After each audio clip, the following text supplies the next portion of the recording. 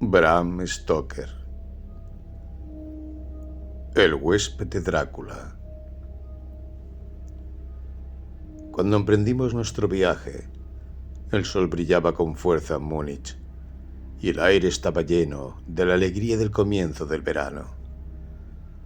Justo cuando estábamos a punto de partir, Herr Delbruck, el maître del hotel Quatre Saisons, donde me hospedaba, bajó con la cabeza descubierta al carruaje y tras desearme un buen viaje, le dijo al cochero todavía con la mano en el pomo de la puerta del carruaje: «Recuerde que debe volver al anochecer. El cielo se ve brillante, pero hay un escalofrío del viento del norte que indica que puede haber una tormenta repentina. Pero estoy seguro de que no llegarás tarde».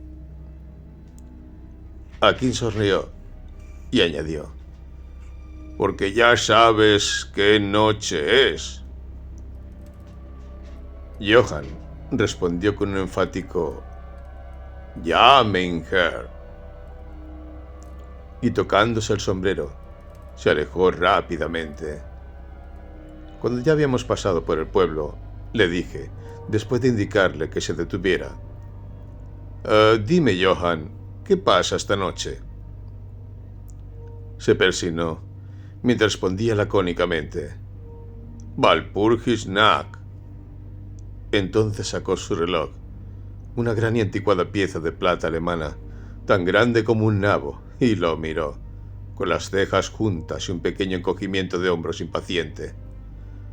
Me di cuenta de que era su forma de protestar respetuosamente contra el innecesario retraso, y me hundí en el carruaje, limitándome a indicarle que continuara. Se puso en marcha rápidamente, como si quisiera recuperar el tiempo perdido. De vez en cuando los caballos parecían levantar la cabeza y olfatear el aire con desconfianza.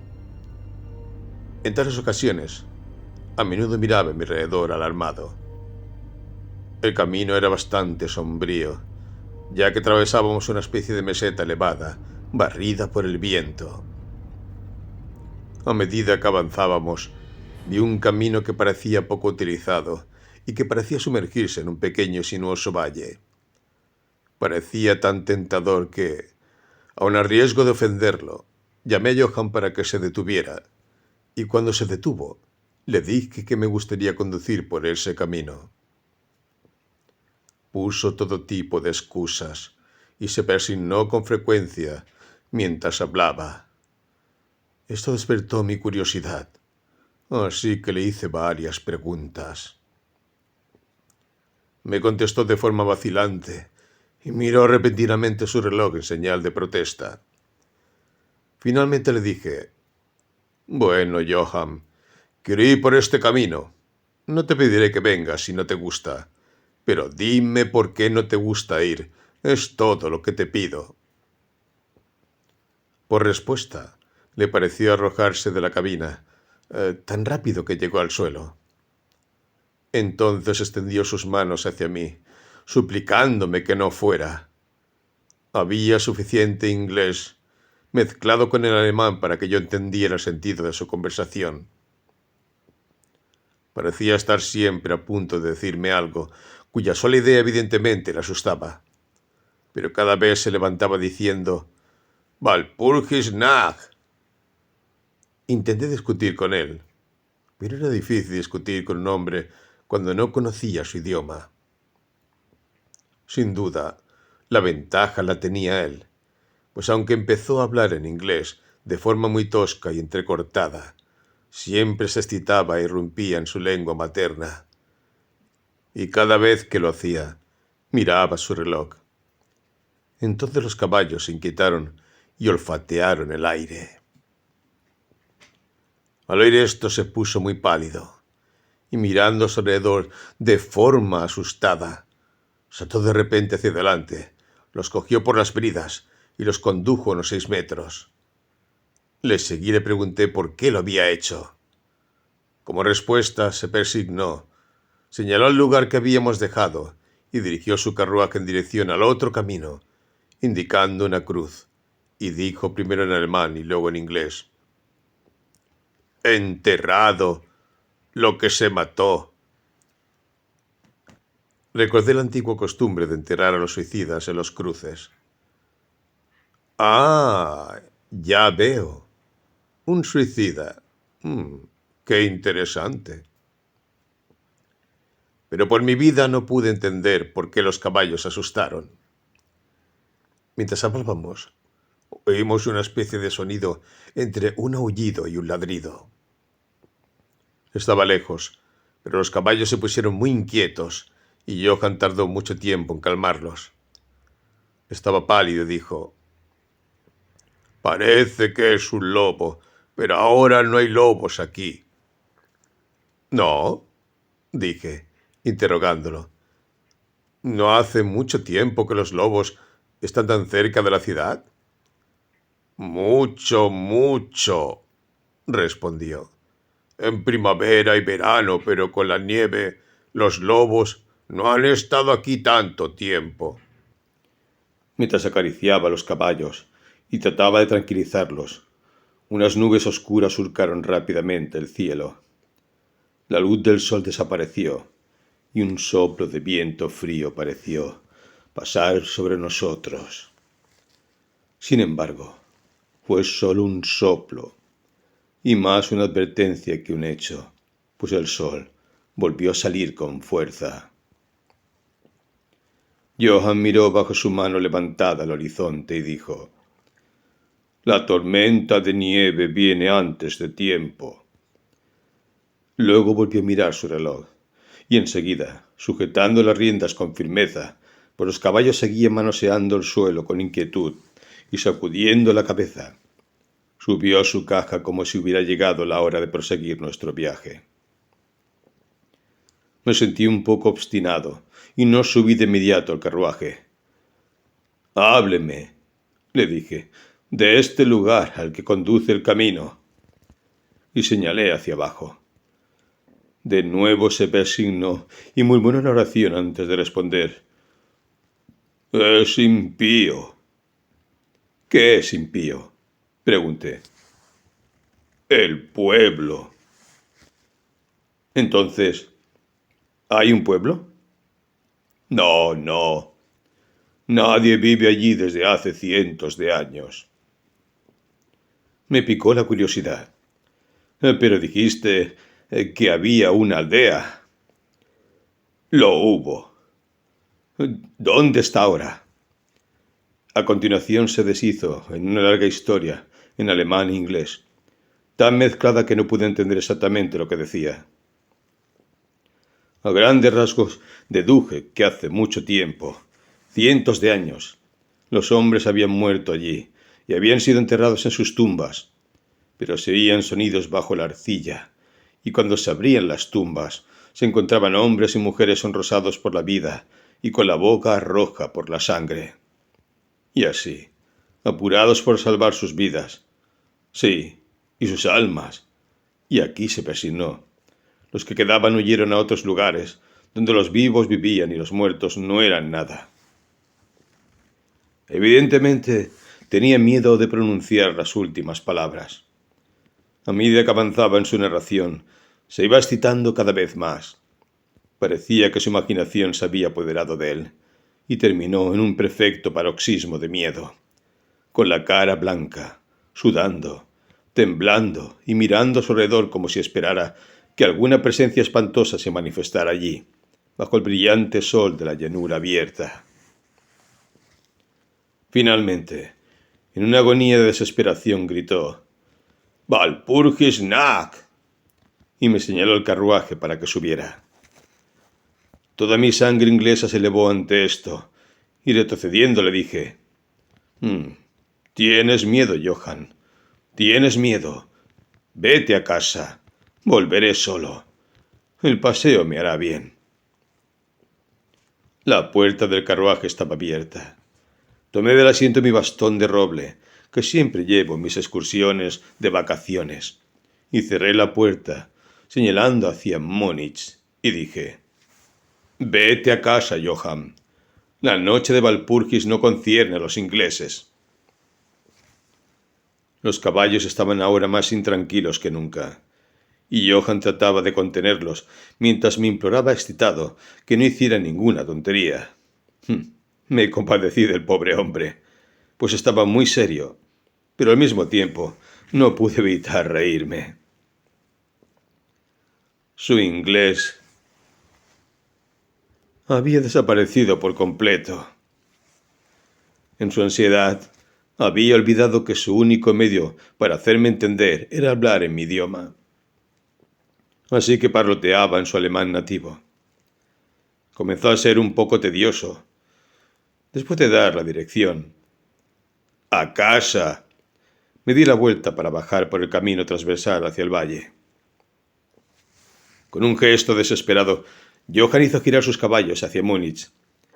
Me apoyé en mi bastón y miré tras él. Avanzó lentamente por el camino durante un rato, y luego apareció por la cresta de la colina un hombre alto y delgado. Podía ver mucho la distancia. Cuando se acercó a los caballos, estos empezaron a saltar y a patalear, y luego a gritar de terror. Johann no pudo contenerlos. Salieron disparados por el camino, huyendo enloquecidos. Los vi perderse de vista, y luego busqué al forastero, pero descubrí que él también se había ido. Con el corazón ligero, tomé el camino lateral a través del valle que se profundizaba y al que Johann se había opuesto. No había la menor razón que yo pudiera ver para su objeción, y me atrevo a decir que caminé durante un par de horas sin pensar en el tiempo o la distancia, y ciertamente sin ver a una persona o una casa. Por lo que respecta al lugar, era la desolación misma, pero no me di cuenta de esto particularmente hasta que, al doblar un recodo del camino, me encontré con una franja del bosque dispersa. Entonces reconocí que me había impresionado inconscientemente la desolación de la región por la que había pasado. Me senté a descansar y me puse a mirar a mi alrededor. Me di cuenta de que había mucho más frío que al comienzo de mi caminata. Una especie de suspiro parecía estar a mi alrededor, con, de vez en cuando, una especie de rugido apagado en lo alto. Mirando hacia arriba, me di cuenta de que grandes y espesas nubes cruzaban rápidamente el cielo del norte a sur, a gran altura. Había señales de que se avecinaba una tormenta en algún estrato elevado del aire. Tenía un poco de frío, y pensando que era el estar quieto, después del ejercicio de caminar, reanudé mi camino. El terreno que atravesé era ahora mucho más pintoresco. No había objetos llamativos por el ojo que pudiera destacar, pero en todo había un encanto de belleza. No presté atención al tiempo, y solo cuando el crepúsculo se hizo más profundo, comencé a pensar en cómo encontrar el camino a casa. El aire era frío y la deriva de las nubes en lo alto era más marcada.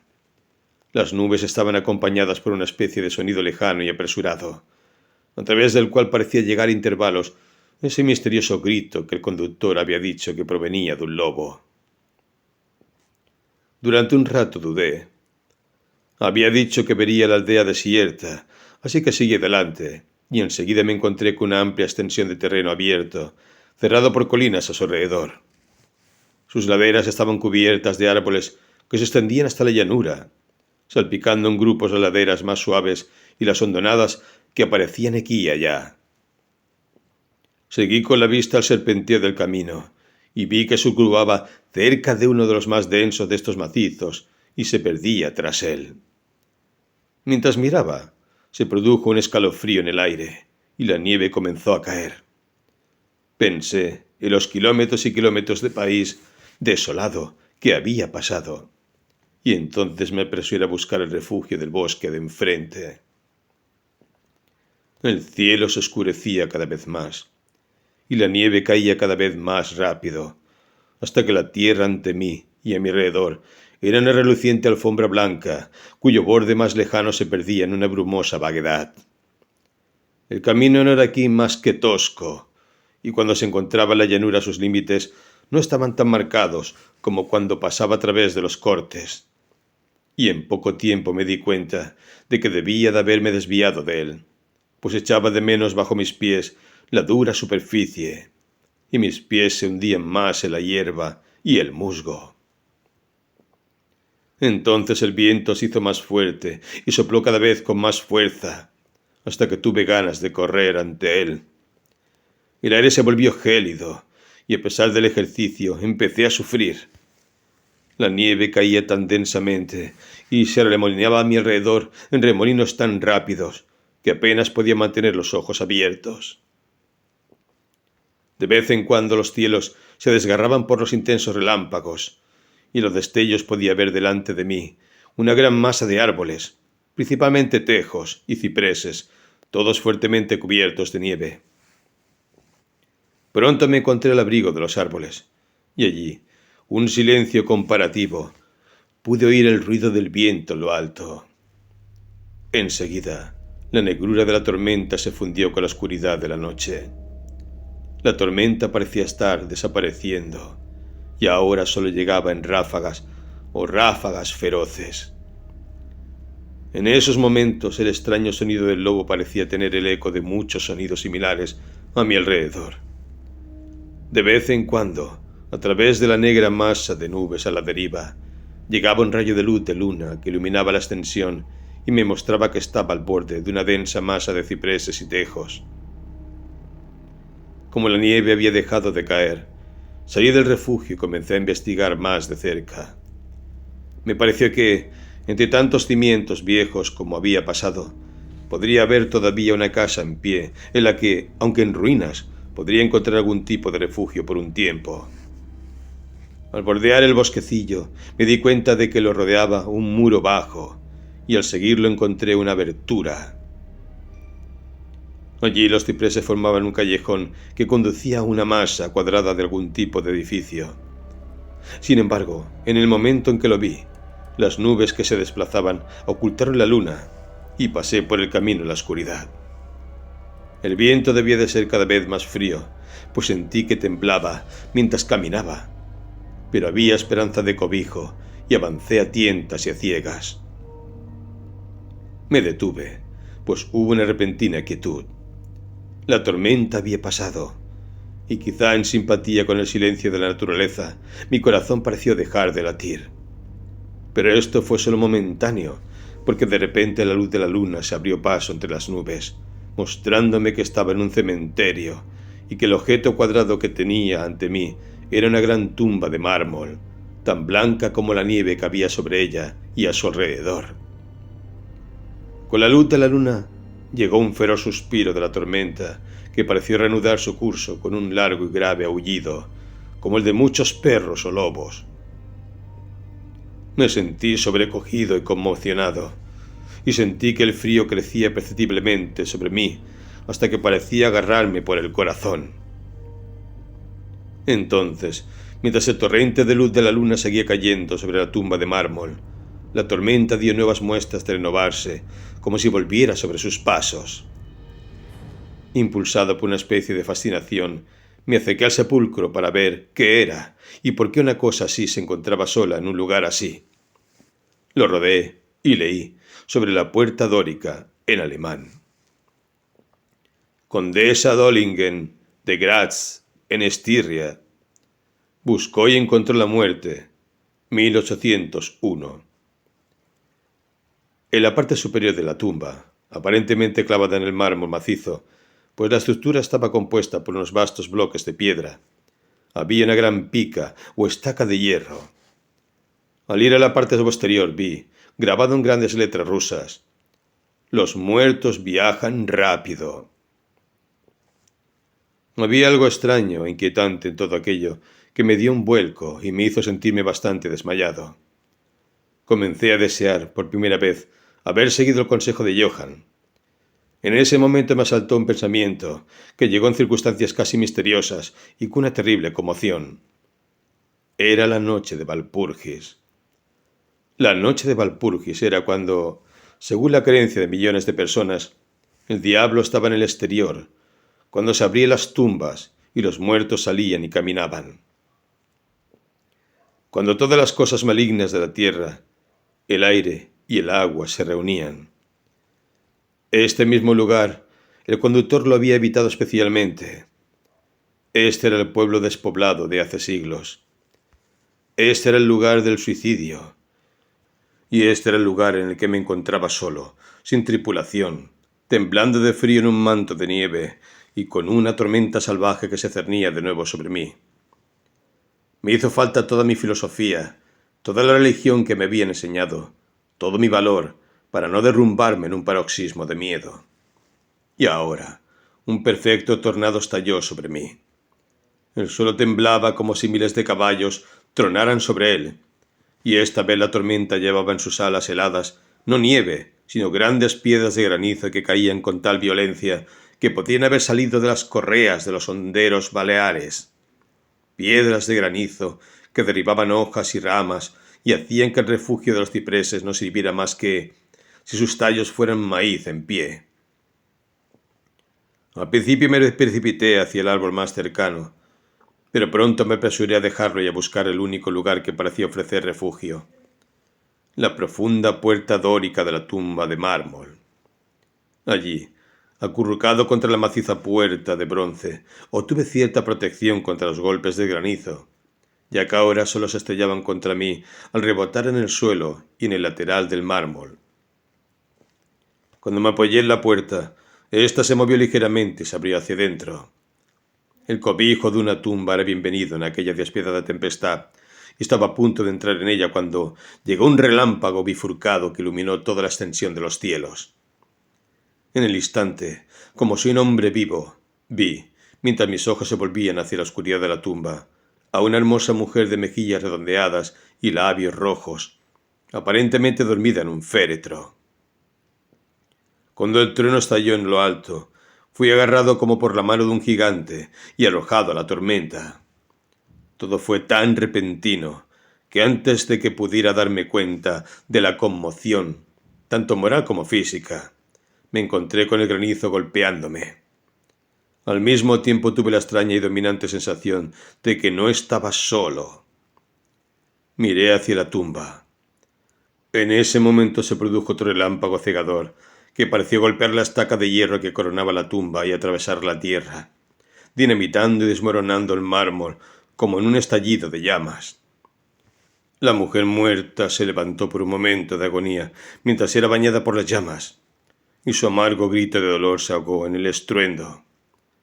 Lo último que oí fue esta mezcla de sonidos espantosos, mientras me agarraba de nuevo el gigante y me arrastraba, mientras el granizo me golpeaba y el alrededor parecía reverberar con el aullido de los lobos. Lo último que recordé fue una masa blanca y vaga que se movía, como si todas las tumbas que me rodeaban hubieran enviado a los fantasmas de sus muertos cubiertos de sábanas, y que se acercaban a mí a través de la nubosidad blanca del granizo. Poco a poco me vino una especie de vago comienzo de conciencia, y luego una sensación de cansancio que era terrible. Durante un tiempo no recordé nada, pero poco a poco recuperé los sentidos. Mis pies parecían estar atormentados por el dolor, pero no podía moverlos. Parecía que estaban entumecidos. Tenía una sensación de hielo en la nuca y en toda la columna vertebral. Y mis oídos, al igual que mis pies, estaban muertos y atormentados. Pero en mi pecho había una sensación de calor que en comparación era deliciosa. Era como una pesadilla física, si se puede usar tal expresión, pues un peso sobre mi pecho me dificultaba la respiración. Este periodo de semiletargo pareció durar mucho tiempo, y cuando se desvaneció, debí dormirme o desmayarme. Luego vino una especie de repugnancia, como la primera etapa del mareo, y un deseo salvaje de liberarme de algo. No sabía qué. Me envolvió una gran quietud, como si todo el mundo estuviera dormido o muerto, solo interrumpida por el jadeo bajo de algún animal cercano a mí. Sentí un cálido escozor en la garganta, y luego tomé conciencia de la terrible verdad que me heló hasta el corazón y me hizo subir la sangre por el cerebro. Un gran animal estaba tendido sobre mí, y ahora me lamía la garganta. Temí moverme, pues un instinto de prudencia me obligaba a permanecer inmóvil. Pero el animal pareció darse cuenta de que había algún cambio en mí, pues levantó la cabeza. A través de mis pestañas vi por encima de mí los ojos grandes, llameantes, de un lobo gigantesco. Sus dientes blancos y afilados brillaban en la boca roja y abierta, y pude sentir su aliento caliente, feroz y acre sobre mí. Durante otro rato no recordé nada más. Luego fui consciente de un gruñido bajo, seguido de un aullido, que se renovó una y otra vez. Luego, aparentemente muy lejos, oí un «¡Hola! ¡Hola!», como si muchas voces llamaran al unísono. Levanté la cabeza con cautela y miré la dirección del sonido, pero el cementerio me impedía ver. El lobo seguía aullando de una manera extraña, y un resplandor rojo comenzó a moverse alrededor del bosque de cipreses, como si siguiera el sonido. A medida que las voces se acercaban, el lobo aullaba más rápido y más fuerte. Temía hacer algún sonido o movimiento. El resplandor rojo se acercó a la capa blanca que se extendía en la oscuridad a mi alrededor. Entonces, de repente, desde más allá de los árboles, llegó al trote una tropa de jinetes con antorchas. El lobo se levantó de mi pecho y se dirigió al cementerio. Vi a uno de los jinetes, soldados por sus gorras y sus largas capas militares, levantar su carabina y apuntar. Un compañero le golpeó en el brazo y oí cómo la bala pasaba silbando por encima de mi cabeza. Evidentemente había tomado mi cuerpo por el del lobo. Otro avistó al animal mientras se alejaba y le siguió un disparo. Entonces, al galope, la tropa avanzó, algunos hacia mí, otros siguiendo al lobo mientras desaparecía entre los cipreses cubiertos de nieve. A medida que se acercaban, intenté moverme, pero no pude hacerlo, aunque podía ver y oír todo lo que ocurría a mi alrededor. 2 o 3 de los soldados saltaron de sus caballos y se arrodillaron a mi lado. Uno de ellos me levantó la cabeza y puso su mano sobre mi corazón. «Buenas noticias, camaradas», gritó. «Su corazón aún late». Entonces me echaron un poco de brandy por la garganta. Eso me dio vigor y pude abrir los ojos completamente y mirar a mi alrededor. Luces y sombras se movían entre los árboles, y oí que los hombres se llamaban unos a otros. Se juntaron, profiriendo exclamaciones de miedo, y las luces parpadearon cuando los demás salieron del cementerio en tropel, como hombres poseídos. Cuando los más lejanos se acercaron a nosotros, los que estaban a mi alrededor les preguntaron ansiosamente: «¿Bueno? ¿Lo habéis encontrado?». La respuesta fue apresurada: «No, no, vengan rápido, rápido. Este no es lugar para quedarse, y precisamente en esta noche». «¿Qué fue?», fue la pregunta formulada en todo tipo de claves. La respuesta llegó de forma variada e indefinida, como si los hombres se sintieran movidos por un impulso común de hablar y, sin embargo, estuvieran restringidos por un temor común de dar sus pensamientos. «En efecto», farfulló uno, cuyo ingenio se había agotado por el momento. «¿Un lobo? Y sin embargo no es un lobo», dijo otro, estremeciéndose.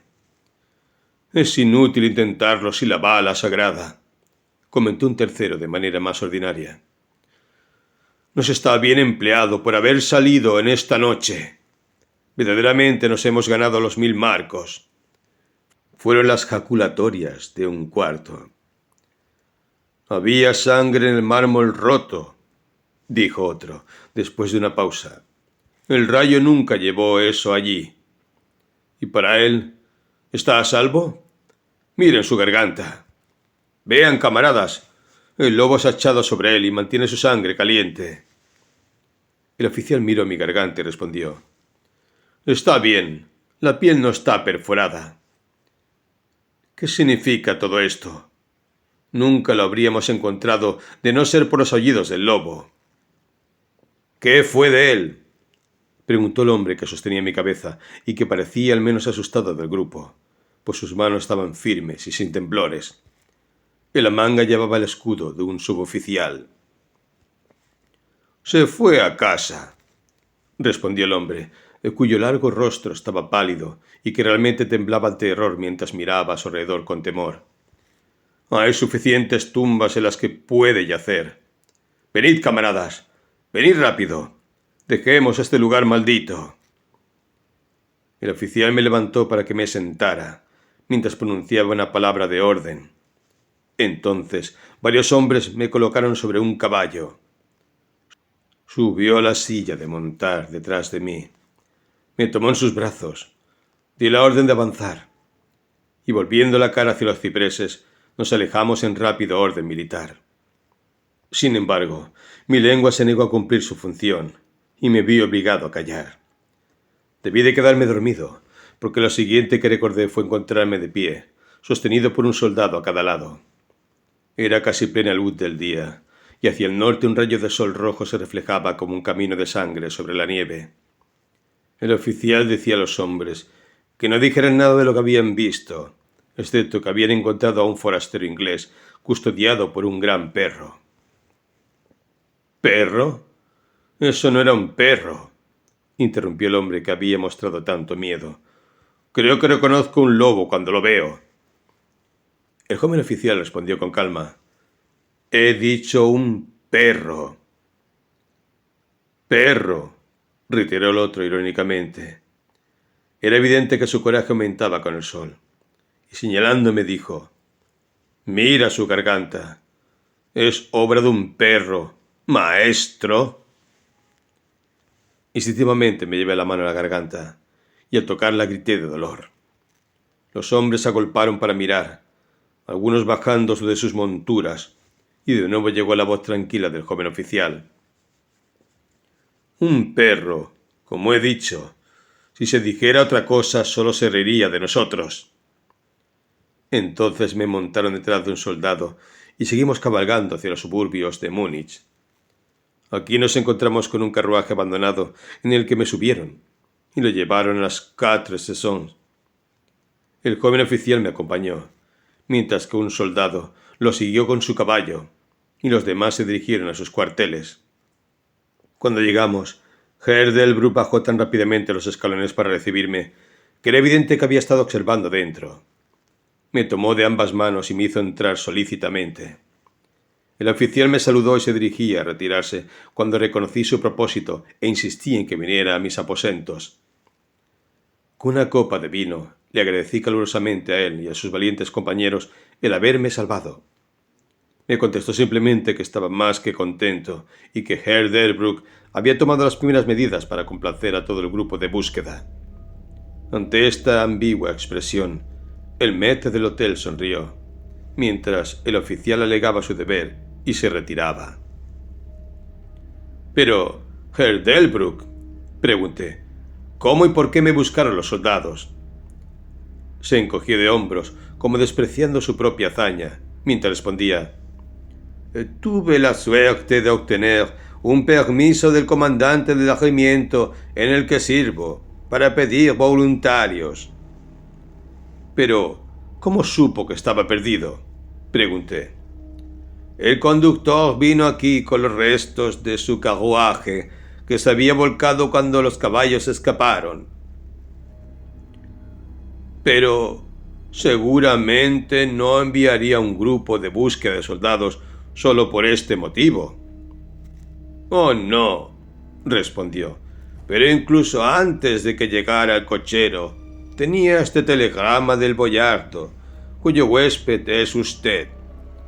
Y sacó de su bolsillo un telegrama que me entregó y leí. «Bistrit, tenga cuidado con mi invitado. Su seguridad es muy valiosa para mí. Si le ocurriera algo o si se perdiera, no escatime esfuerzos para encontrarlo y garantizar su seguridad. Es inglés y por lo tanto aventurero. La nieve, los lobos y la noche suelen ser un peligro. No perdáis ni un momento si sospecháis que le ha pasado algo. Respondo a vuestro celo con mi fortuna. Drácula». Mientras sostenía el telegrama en la mano, la habitación parecía girar a mi alrededor, y si el atento maître del hotel no me hubiera atrapado, creo que me habría caído. Había algo tan extraño en todo esto, algo tan extraño e imposible de imaginar, que creció en mí la sensación de ser, en cierto modo, el deporte de fuerzas opuestas, cuya mera idea vaga parecía en cierto modo paralizarme. Estaba ciertamente bajo alguna forma de protección misteriosa. De un país lejano había llegado, en el momento justo, un mensaje que me sacaba del peligro del sueño de la nieve y de las fauces del lobo.